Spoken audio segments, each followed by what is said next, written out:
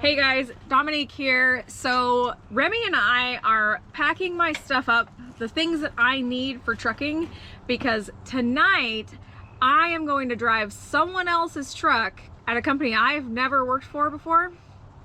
So that's going to be exciting. And apparently they have a huge paving job and they were short drivers. I got a call. They offered me an ungodly amount of money to come do it. And so I said, I'll come work Saturday night. So that's what we're doing right now. But I did want to update you guys on a couple of things. The first thing is my eye. I did go get a second opinion from another ophthalmologist, and it turns out that there are lots of things that they can do other than surgery to make you more comfortable. And so now I have eye drops. If you've noticed in any of the videos, my eyes are a lot better. It's because I have steroid eye drops that keep them from getting inflamed. So that's been really good. I am going to have surgery, but I was able to put it off until the slow season with these drops because honestly, I was dying. At the end of the day, every day, I felt like I needed to put an ice pack on my face because my eye hurt so bad. Now that we've gone over my health, let's talk about some other things. Let's start with, I understand it's raining. I understand that we typically don't pave in the rain. I didn't make the dispatch. I'm just there to drive the truck, okay? I'm not there to make decisions. The Washington State DOT and the general contractor on the job is gonna be the ones to make all the decisions. So that's out of the way. Let's talk about the new truck. I have updates because I know that you guys have been super excited about it. I've gotten a lot of messages and tons of comments and everything. Everybody wants to know what's going on with the new truck and when I'm getting it back. And I just want to be honest and clear here. I'm not getting it back for a while. It is not instantaneous. We dropped it off at the end of August. Our build spot wasn't for another 3 weeks. So they realistically have only been working on it for about 2 weeks, maybe a little longer. So as I pack up here, I'm gonna show some pictures and some video and talk about what they've done so far because I am getting updates. I've been extremely busy and I've been unable to go up there and see it for myself because it is only about an hour and 20 minutes from my house. And I do want to go see it in progress. I've been working 12 or 14 hours a day the last few weeks, except for when we were at GBATS. So it's been crazy around here and I'm very thankful because this is typically the time of the year that trucking slows down and it hasn't yet. So I'm just gonna keep moving forward, and the next time I have a day off where I'm not trucking, I will go up and check out the progress. But for now, we're just gonna have to deal with pictures and video that were sent to me by people at K-Line. As I said in previous videos, K-Line builds everything in-house. We've discussed that at length on the video where we toured the shop. And if you're interested in that, I will put it up here. I think that up in this direction is where it would be, so you can go check that out.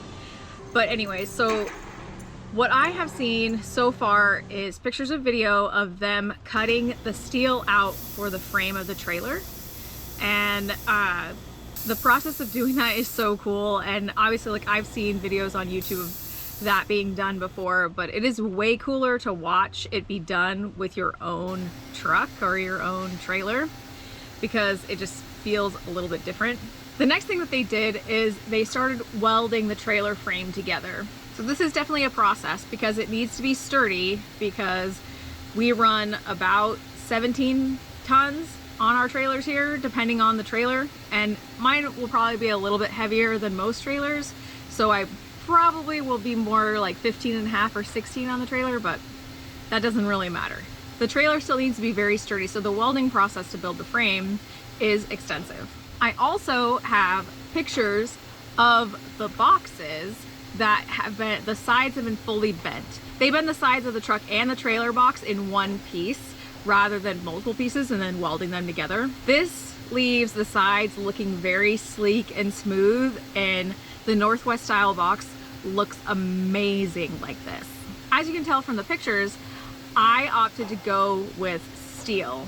I was thinking aluminum, and then Bobby spent 4 hours just cleaning the trailer to get it ready to do some welding on it. And I thought, you know what? Maybe in the long run, steel might be a little bit better. Yes, it is heavier, but maybe it won't need as much repair as our aluminum stuff does now. The goal for this truck build for me is to have something that lasts a long time, does not require excessive repair. I understand that all trucks and all trailers are going to need repair. I'm just trying to avoid excessive repair because I want to keep making money. So that's as far as I know that the truck has gotten, which is to have the sides all bent and ready to be put together. The trailer frame, the main part of the frame, has fully been cut out and welded together and looks like a frame now. And then I think the next step is to start putting the boxes together. Now I really need to pay attention and actually, rather than just talking to you guys, actually put this stuff in my bag for tonight. I got all my charging cords, my outlet, my headset, the Blue Parrot, you guys, it's the best. I love the older style Blue Parrot, but it stopped working with my phone. I got a new phone and it would like disconnect and then reconnect and disconnect and reconnect, and I had to get a new one. This Blue Parrot, not as good as my Blue Parrot from like 2010. I think that's what I got it, to be honest. It's amazing. That was my favorite. But I've got a safety vest. I gotta make sure I have a safety vest. Oh, this stuff's good. The Neuro Gum. Have you guys seen this? It is caffeine and B12 gum that you can, because I'm going to be working all night tonight, so a little pick-me-up might be good. Throw it in there. I already threw my scraper in there. I was going to grab my gloves from in here, but they're all muddy from, you know, working in the dirt the last couple of weeks. So I think I'm going to go into the shop and see if I can find a brand new pair of gloves. If not, I have time to run and get a new pair. Get the hard hat going. I already put the clipboard in here. I threw a pen in because, like, what if I get to this person's truck, because it's not my truck, and I know it has a full-time driver, but what if I get to this truck at this company that I don't know and there is no pen in there? There probably is a pen. There's probably a clipboard. But you know what? I'm just gonna bring it just in case, because I don't want to be worried about it. So I'll get my hard hat crammed in here in my camouflage and pink bag. So, vest. You gotta wear your vest at night. What else do I need? Chargers, headset. I feel like I'm missing something. What else do I need to pave? You know what I should probably do, just in case? Because I don't know what this company uses for like a release agent. They probably do follow the law, but I should probably pack some Pave Pro just in case, because if for some reason, and I don't think this is the case, but if for some reason they do have diesel fuel in a sprayer, I'm not spraying that, and then everything will be stuck all over the place. So I should probably pack up a little Pave Pro just to have, just for me. And if you guys don't know, because everyone in the comments is going to be like, oh yeah, just use diesel, it's way cheaper. Yes, it is cheaper. It doesn't work as well, but it is way cheaper. And I'm massively allergic to it. And I really do not want to end up in the hospital tonight, in the middle of the night, when I'm supposed to be paving. So I'm not going to be doing that. So probably pack up some Pave Pro, throw the bottle in the truck. I don't know, I feel like I'm missing something. I should probably pack some extra snacks. Except for when I have a full tummy, I get really tired. Well guys, I think that is about it for today. If you're interested, definitely check out our merch shop down below. And if you're not subscribed, please subscribe. It does help me out a lot. Click the bell for notifications, and definitely subscribe if you want to see the build process more, because I am going to go up there at some point and get actual video of the truck and the trailer before it goes to paint, so you can see what it looks like before they start painting it. I am super freaking excited about this. I have been talking about it with my friends for months, and I cannot wait.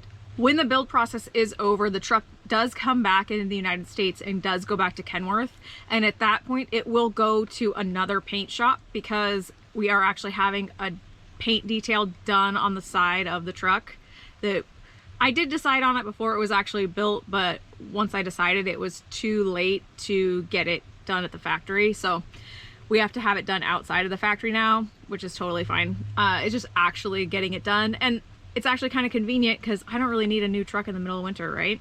With that all said, thank you guys so much for watching, and I will see you guys next time. Oh, hey, I totally forgot. This is me after I've already shot everything, and I forgot to wish all of you Canadians a happy Thanksgiving, and especially all my K-Line peeps. Happy Thanksgiving. I really hope you guys enjoy the long weekend and get to spend lots of time with your family and friends. And yeah, so that's it. Okay, bye.